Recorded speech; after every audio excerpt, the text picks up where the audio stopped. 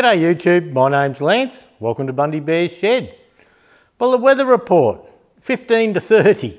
And look, on Good Friday we had some showers, and I think Thursday, Friday we ended up with 28 millimetres of rain out of it, and it just poured here. I actually went up to the house and started buggering around up in the shipping container. Just the noise in here was just incredible. And the gutters were overflowing, and yeah, it really come through. So I ended up the front there just catching up on emails and YouTube messaging and all that sort of thing. So, but yeah, the next morning we looked around, and there was like we've had a lot of humidity recently, and that sort of cleared the air, the storms cleared the air. So we thought, okay, we'll run out in the paddock. So Jude and I have been out in the paddock every morning over Easter, yeah, cleaning up the heaps. Now, those who watched the channel for years, they would know that we got the fence line cleared one time. The neighbour up the back was playing up like a second-hand chainsaw, and yeah, and he was carrying on about it. So we ended up just clearing it out, and so we got the heap burning here, just out in front of the shed where our normal fire heap is. So it was getting out of hand a bit. So on Friday in the rain, I lit it in the showers in the morning, and run a bit of diesel around it and lit her up.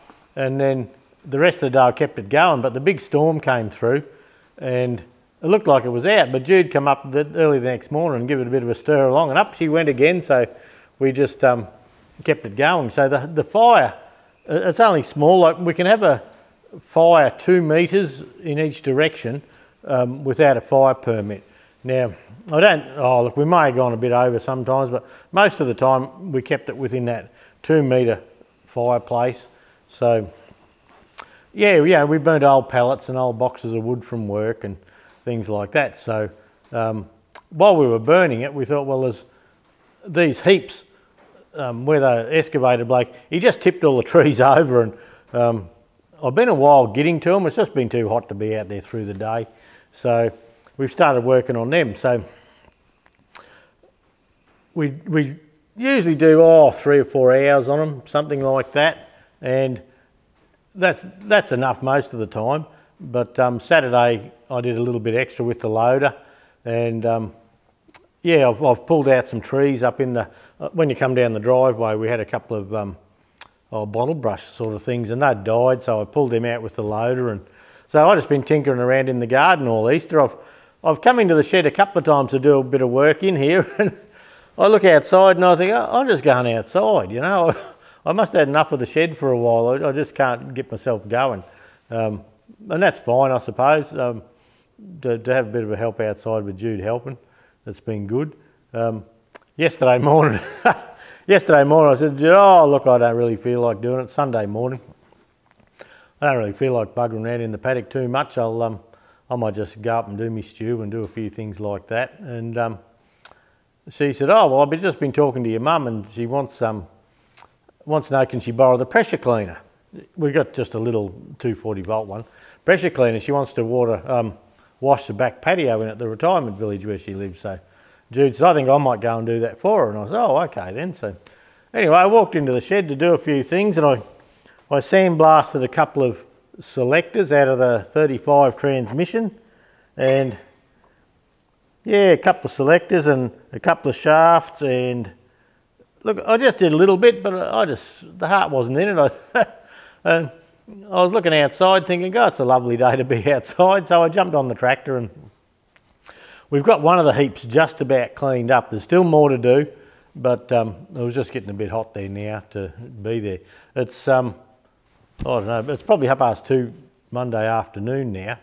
And so yeah, Sunday I just stayed doing that. Then after lunch, yeah, Jude had a lamb roast there, and she says, you want to cook the roast? And I was, yeah, all right. So yeah, we watched a bit of telly together and had a few beers and cooked the roast. And then this morning we were back up the paddock again into it and keeping the fire going. And oh, yeah, the front end loader is so handy on that John Deere 1640. You go to the heap, and yeah, you chop bits up, you know, bucket width sort of thing in the chainsaw, then you just load her up in the paddock, then you come and dump her on the fire and go get another one. And it's it's coming along well. So yeah, no shed work over Easter really, but that's fine. You need a break. Well, I do sometimes. So I got the CNC router motor last Tuesday, so I brought that home and hooked it up, and I run a dummy program and the router works good, but now the X-axis doesn't work, and I had that before, and when I had it apart just checking, I must have dislodged the little plug, so I need to put that back together and see if I can get that back going. So that's a good thing. Yeah, Grumpy Dave come over for a yarn yesterday, and oh, you want this bench length. So anyway, I had to go over there this morning and have a look at this bench, and he's got a bench, oh, I suppose 3 foot square maybe, with a vise on it, and oh, he doesn't want it, he's getting rid of it, I can have it if I want it. So there's a few Fergie parts there, so I've just been over there with a forklift and dropped a pallet off with a parts box and any old Fergie bits, like I see a Fergie suction screen, engine suction screen, and a oil pump and brake drums and stabiliser brackets and all that. He says, oh, anything Fergie, he says, I'll just chuck in the box, you can do what you like with it. And I was, yeah, all right. So I ended up buying the bench off him. He said, oh, no, I don't want anything. I said, no, I don't like that. I'd rather pay for something and have a proper deal going. So, yeah, so I told him I'll give him $50 and I'll get a heap of parts and things with it. So that'll work out okay. So, but not an awful lot for the stew. The fridge slide that I buggered up, I ended up getting onto the people that made it, MSA, and they had some spare parts available. So I actually bought 2 new slides for the fridge, and yeah, look, that fixed the problem. They had a bit of a whoop in them and I couldn't quite get them right, and anyway, for $156 for the pair, something like that, I got them up last week, so I've got them fitted. I've got the 60 litre King's fridge out of there now, and I've got a 40 litre Engel fridge back in there. That's my favourite little fridge, a little 40. The King's 60 litre fridge uses about 4.5 amps of power, 4.5, 5 sometimes, and the little 40 litre Engel, well, yeah, she goes good and uses about 2.5 most of the time. So yeah, that's a good thing. It's in going. Then, oh, last Monday after the stew, I'm out there buggering with this fridge slide and, you know, calling it names. I don't know how many hours I put into that bloody thing. And anyway, I goes to shut the bloody door. I was just thinking I could hear someone coming. Went to shut the door and they've got a rubber weatherproof hinge on the top and the bloody door fell off. I thought, God, things are going to shit round here. So I raced into town to the place that built the canopy for me, and it's about 7 years old. And yeah, it's a 90-degree hinge, and yeah, it just uses a rubber, like rubber along it, and it had just perished. So I had a look at the one on the other side and it had perished. So I raced into where I bought it, where I got the canopy made, and the girl remembered me and we had a bit of a chat, and this other bloke come to serve me, and I said, oh, I want 2 600mm, which is 2 foot, lengths of this rubber for the doors on my canopy. So I just broke one off and I just had it sort of sitting in just to get to town. And he said, oh mate, you've got to buy that in 3 metre lengths, $240. And I thought, oh really? And I said, oh, I suppose. I said, well, if these are gone, you know, we've got 1.8 metre on the back and that. I said, they'll probably go too. And then the lady comes and she says, what, can't you give him a couple of offcuts? And he says, oh, I don't know, we don't normally do that. And she said, oh, well, business is just down the road there. He says, see if you can do that. So for $75, I got 1.3 metres, which gave me plenty to do the 2 hinges. So I had to look on my shelf here and I had a bit of Sikaflex. And I thought, right, I don't need to buy Sikaflex, I'll put the hinges on. So I got the new hinge and drilled it where some of the old holes were and put it up there and did a test run, and went and got the Sikaflex.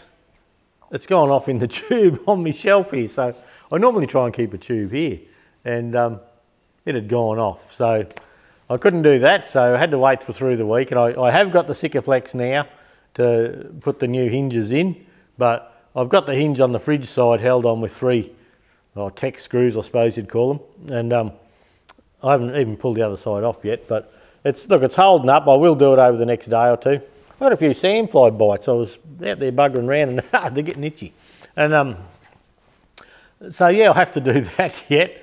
So never a bloody dull moment around here, eh? So we got all the mowing done before the storm came. So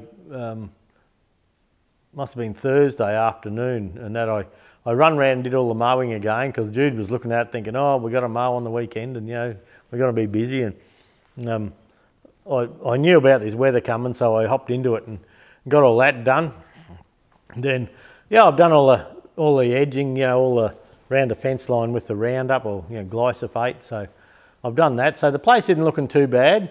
Where I got the paddock slashed last week before the rain, I did that of the afternoon. No, that was a week before. And because I'd let it get so long, some of the long bits, they lay over under the mulch and they're sticking up. Looks like bloody red Indians hiding in the grass everywhere. So, yeah, so the next thing is, yeah, I'll probably next weekend. The paddock's a bit wet at the moment. So, yeah, perhaps next weekend I'll run over the top of it all again, and that'll get rid of the stringy bits and make it look nice. So yeah, so it's mainly been a garden weekend and tidying up and things like that, but that's all right. We just needed that. We need to do things like that. The spare parts businesses are having a bit of a battle at the moment. Sparex Australia are putting a new warehousing computer system in, and they were out most of last week, and they're saying, oh, you know, we'll have it ready Thursday, and we'll have it. And then it was next Tuesday, which is tomorrow, and then now they're saying probably not. So we're having a battle with spare parts. And then Bepco, the website of Bepco got hacked. So it's down. It's been down for a few weeks now. So yeah, they'll be really feeling that. So Bepco's out of action from being hacked. Sparex is out of action from this new system new warehousing system they wanted to bring in. And Bearco's still chugging along. We're still bringing parts in from Quality Tractor Parts, Agriline and Steiner. And but yeah, Bearco, we've been trying to get Bearco to take up the slack, and they're just snowed under because of the extra business they're getting, and they weren't getting much out last week either. So yeah, it's been a battle trying to sell bloody tractor parts at the moment. And then there's particularly parts in Bearco that I choose not to sell. Some of the exhaust elbows aren't real flash. So yeah, we've been forced to buy some of them, then have a look and make sure the nuts go on properly, and it's just a pain in the bum. So yeah, some of them we got out of the box and they're just going back in the box and getting sent back. The thermostat housings, Bearco thermostat housing is still no good. Where the little spring goes to the thermostat housing, for your governor, you know, for your little governor rod, you need about 70 millimetres from the front of that housing to where that goes, to where that is in your thermostat housing. They're back at 50, and by the time you bring the lever on there, your knuckles hitting the thermostat housing, so that's no good. So, but we do seem to have nice TE20 seats in at the moment, the little grey ones. They're looking good from Sparex. Yeah, they're pretty well bang on. So anyway, we'll just see. Last week I was talking about the distributor for the gold tractor, and I had it assembled and I didn't have time to fit it. So I was buggering around up here through the week after work, and I thought that alloy, to keep it like that, I'm going to put a bit of clear paint on it, you know, just to maintain it. Now I got rid of the gap around the distributor cap, and I've painted it. And anyway, I was looking at it today, and you can see the little centre pop marks. You know, the drive can come off and go on the wrong way. And so I had a look this morning, and yeah, the centre pops are marked, and they have an O sometimes. But I didn't centre pop it this time, this distributor. It was already centre marked, so I just put it back in. And I went to fire Goldie up before, and bang! And I thought, Christ, scared the dog. Probably scared me too, if I'm honest. And I normally turn the tractor over and have it pointing at number 1 before I pull the distributor out. And when I put the distributor in, it was facing opposite. And I thought, I wonder, is that wrong? You know, have I put it on wrong? And so I pulled the distributor out and had a look, and the marks were lined up, and looked down the hole, yep, lined up, and I thought, oh, that's odd that I didn't have it to number 1. So anyway, yeah, cranked her over, she backfired, so I thought, oh, I've got to check. So if something like that happens and you think you're 180 out, if you pull number 1 plug lead off and screw it into number 4 hole, number 4 in number 1 hole, and swap 2 and 3 on the distributor cap, then hit the key, and if it goes, you know. So, so that's what I did out the front there before. Hit the key, wire and purrs like a bloody kitten. So I've got to pull the distributor out and put the drive on back the right way. But I did check. I did check the centre pop marks, and yeah. So anyway, another little job. But the tractor's been out the front. I didn't have room to get it inside, and of course I couldn't start it without the distributor. So it's inside out of the weather now. So that might be a job for afternoon through the week or something like that. Just pop the dizzy out.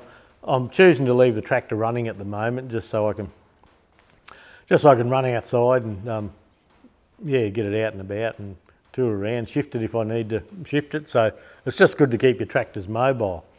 Yeah, so anyway, we'll see. This week, I don't know what time I'm going to get up the shed. I still haven't been able to find the front gear for the 65 gearbox, the 19 tooth PDO input gear. I have not been able to find one of those. But that's why I was just tidying up, you know, bead blasting some of the selectors, and look, they've come up beautiful. So yeah, I'll run through the gearbox here and pick the best parts, and I do have new bearings and seals and all that to go. But and I can put the gearbox together all except for the front snout, where that PDO drive gear goes, so I can do that. And yeah, shouldn't be bad.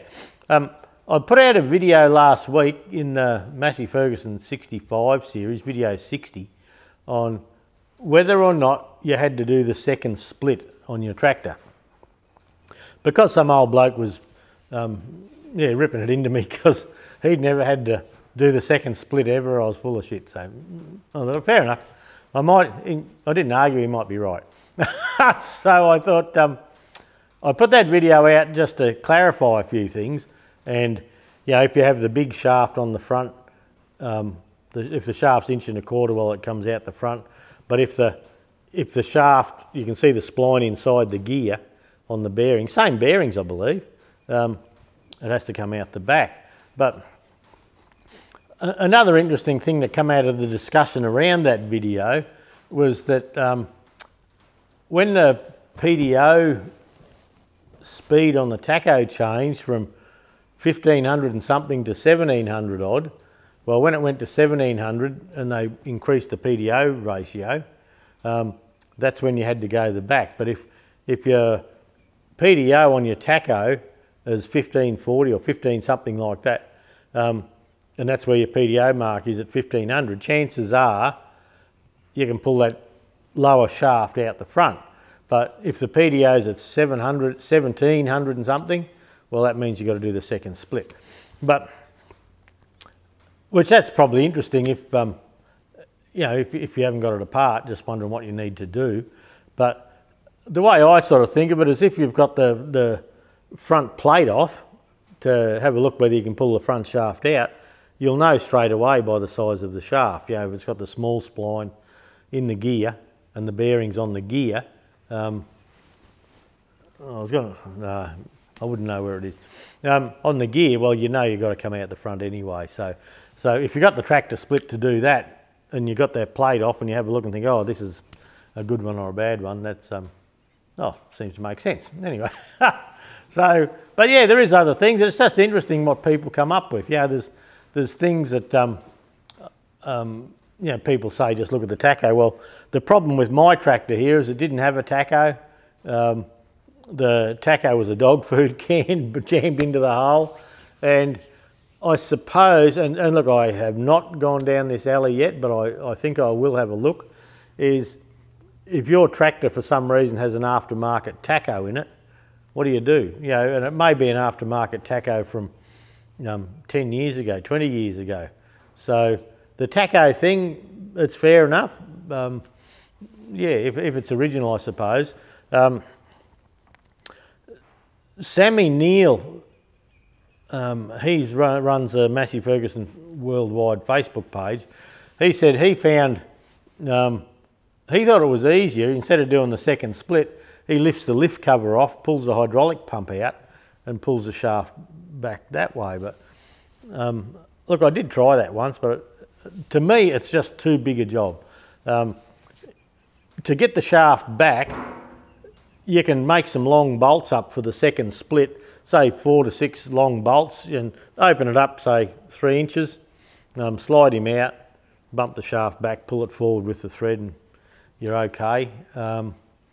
Yeah, but pulling the lift cover off, and what I said to him was that if you've got the splitting rails under the tractor and you've got the stands there ready to go, it's easy enough to put another stand there and just come forward because you've already got the splitting rails there. So, yeah, bolted to the bottom of the thing. The other discussion on Facebook, and look, I'm on that many Facebook sites, I'm just not sure which one it was, but they were talking about the inspection covers under the PDO, and some of them have bottom written on them, and they do. Like, some of them have bottom, and the story was that when those plates, well, not kidney shape, but yeah, when those plates got stamped out, the stamping process would leave a sharp edge down the bottom where it sort of feathered out. So in the factory, they put bottom on the other side, so if the plate laid there and the stamp come down here, the stamp would come down here and put bottom on there. So that when that plate got turned over, the sharp edge, or the little bird edge, would be up against the transmission housing, and it wouldn't have a sharp edge to cut the fingers of a fitter or someone. So made sense to me. Whether it's gospel or not, I don't know, but I can understand it. I can think that might be a good thing, but yeah, leave comments on that stuff. Yeah, see how you go. It's just interesting tit-tats, and look, it's what I've been told. I don't know that it's gospel, but it makes sense. You know, the theory behind the argument makes sense to me, so yeah, that's a good thing. But yeah, this place is a bloody mess, really, and I was planning on putting the crankshaft in the old 29 engine on Friday when it was pissing down rain, but it was just too noisy, and I pulled the pin. I thought, bugger this, let's get out of here. So anyway, I still got a few jobs to do, so I think the stew will be a bit short and sweet this week, mainly because I haven't spent time in the shed. I've been starting to scan documents for the Bundy Bear Shed website, so we can put documents out there. They're onto me a bit. Yeah, they want photos of the stubby coolers we're selling and all that sort of thing. So, yeah, there'll be a bit of work into that. Well, soon. Yeah, I'm sort of an evening in that I'm buggering around doing that now. So we should have some good stuff there. We've done the 35, 135, 148 manuals. I do have the 500 series manual, the 200 series manuals. But anyway, we're just going to try and build up a library. For the dating page, I'm yet to do it, but in the Steiner catalogues from the States, they have really good dating and year of manufacture information. So because we're an agent for Steiner in Australia, I'm going to contact them and ask them, would they have that on a PDF that we can break down into, like Alice Chalmers, Farmall, Massey, Ford, things like that. And the idea of the Bundy Bear's Shed website is just for a library of tractor stuff for people to come and have a look for free. You know, if you want to support the channel, buy a stubby cooler or something when it's going. But it's just a place to put tractor information. A good place for it is, well, Keith Rucker in the States he runs vintagemachinery.org, and he has just terrific libraries of, you know, planers, milling machines, just milling machine, you know, vintage machinery. He just scans documents and puts them into the library and all that. Well, I'm not in competition with Keith at all. I just wanted to do the tractor ones, just tractor stuff. If you're a tractor nut, vintage tractor person, yeah, hopefully you can drop on our page, and if there's a Massey Harris section, well, just jump there. We won't be selling tractor parts on it. I may sell a couple of second-hand bits and pieces. Look, things like if I do a water pump on the John Deere for a video, and I don't need it because I can always put another one in my own tractor, well, I might have a little store there where, pardon me, I can sell a rebushed Fergie axle, I can sell a John Deere water pump that I've rebushed. It'll just be stuff that's gone through the shop here that people might find handy. So, but look, that's a long way away. I'm getting a bit ahead of myself there. The main thing is we got the framework set up and working with that framework. And I've got a new Brother printer, and I don't know, it's a bugger of a thing. We've had Epson for years, and I sort of know my way around it, but we got this new Brother, and it's all the bells and whistles, and I haven't got enough Wi-Fi in my little hoochie there for it to work properly.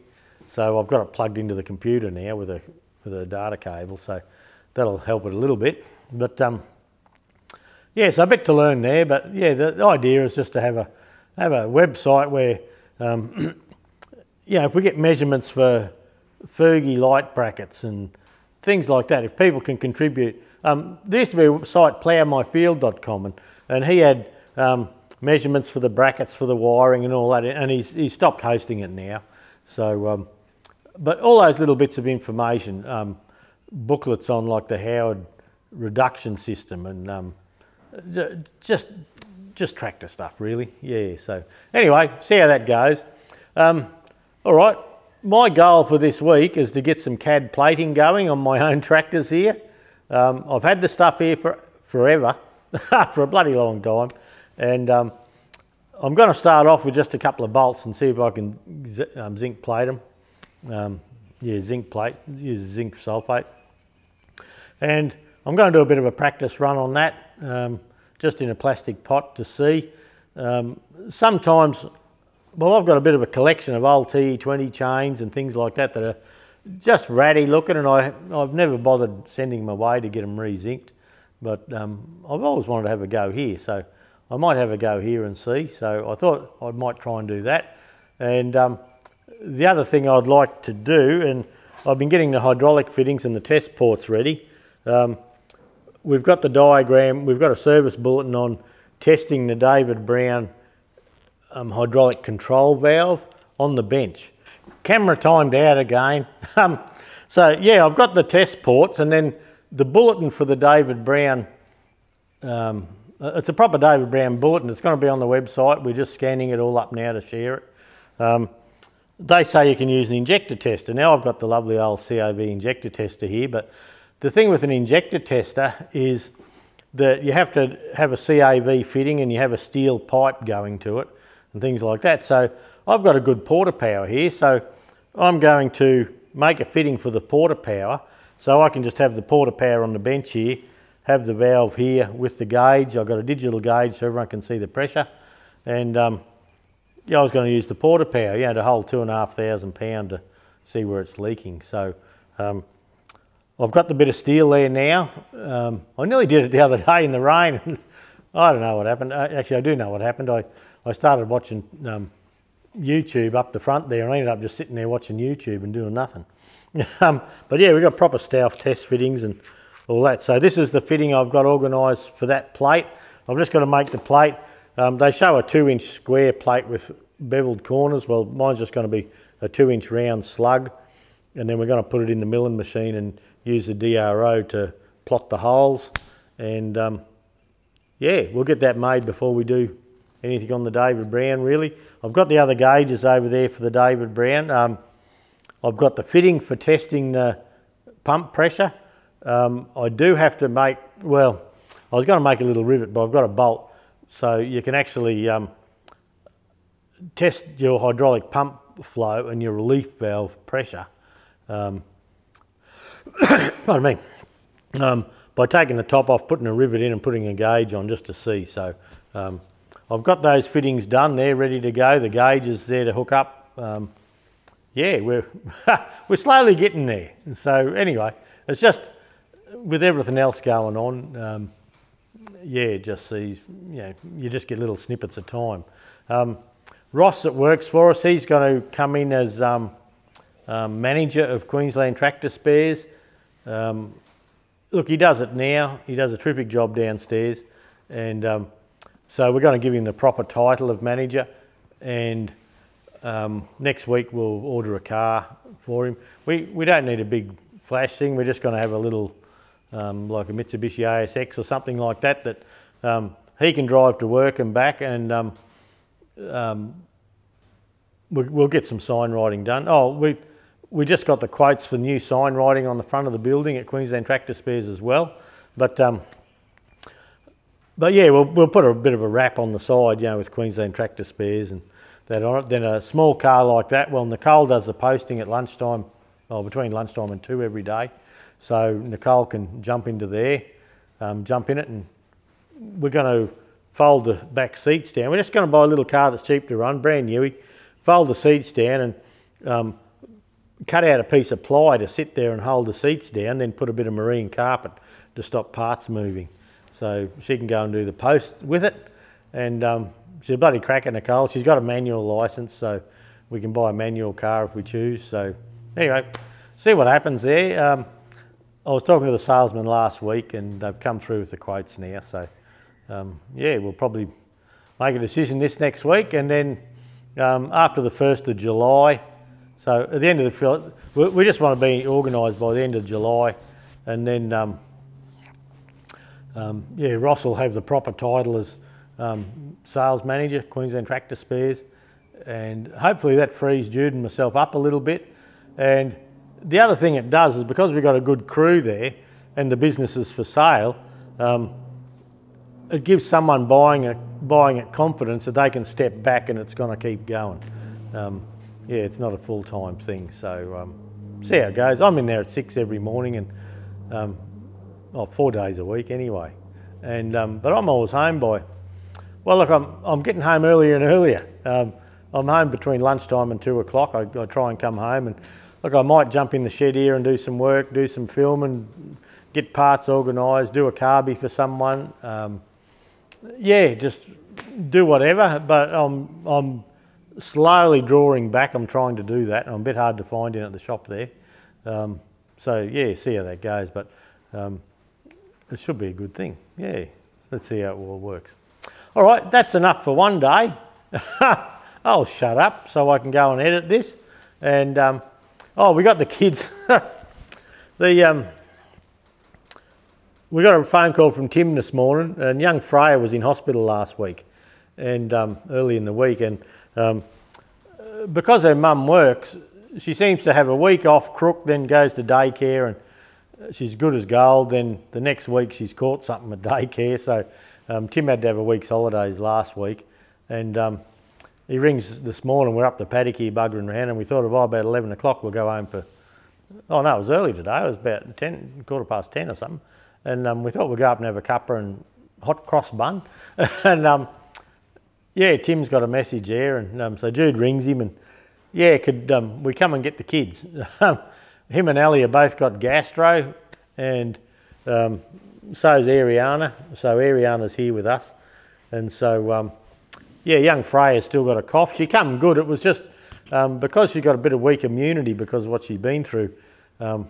The cough, she ended up in hospital because it was very phlegmy, and she was sort of gagging on it. So they had Freya there, but Freya's here now, and yeah, Jude's got her on the knee, and she's out looking at ducks and just having a fat time.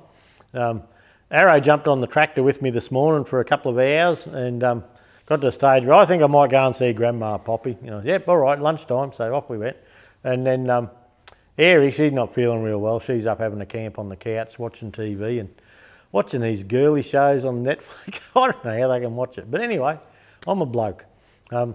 Oh, And look, I'm going to have no charge of the TV for the next few days, weeks. That, I think it's Channel 7's show, is it? Farmer Wants a Wife's coming on tonight at 7 o'clock. It'll probably be Tuesday by the see this, but Jude loves it. She sits there watching these farmers and bloody, yeah, so I got no chance of watching YouTube or the TV for the next few weeks, I suppose. I don't know how long it's on. Last year I sat and watched it with her because it was either that or bloody, yeah, come up the shed and do something, talk to the dog. So I watched a bit. And look, it wasn't a half bad show, a bit interesting, but I very rarely watch that TV. But so anyway, and while that's on, I'm not allowed to watch anything else. She takes over the TV. So Farmer Wants a Wife's coming on. So she's probably thinking, oh, why don't I hang around and get one of them bastards instead of the dirty old tractor mechanic. Anyway, thanks for stopping by, everyone. We'll see you next week. I don't know what I'll get done. I think there'll be another couple of little videos on the gearbox done, but they're just ones I've had in the bank because I haven't been doing anything exciting. So we'll just leave it at that and catch you next week, eh? All right, see yous.